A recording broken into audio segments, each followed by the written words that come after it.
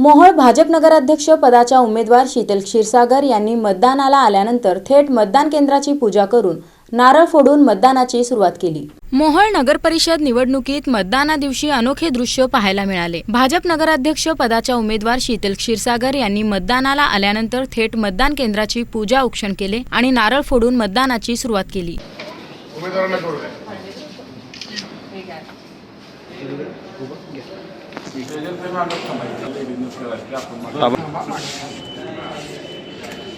पारंपरिक पद्धतीने आरती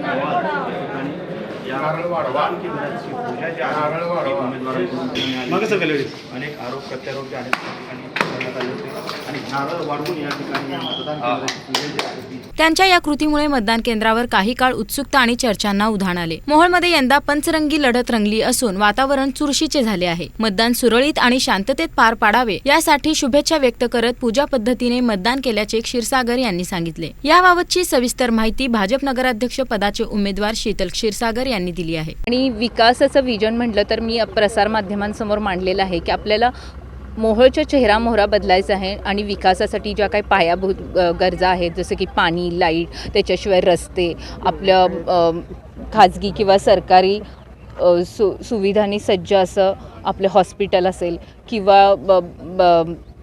आपले मेन रोडची समस्या असेल, त्याच्याशिवाय अशा बरेच गोष्टी आहेत ज्या या 2 वर्षामध्ये मी करणार आहे। आणि आपल्याला जर स्मार्ट सिटी मोहोळ बनवायची असेल तर त्या अनुषंगाने आपण सर्वांनी एक साथ कमळाला मतदान करून आम्हाला सर्वांना नगर परिषदेवरती कमळाचा भाजपचा झेंडा फडकवण्यासाठी मदत करावी आणि विकासासाठी एकमेव कमळ चिन्ह लक्षात ठेवून सर्वांनी कमळ बटन दाबावं ही नम्र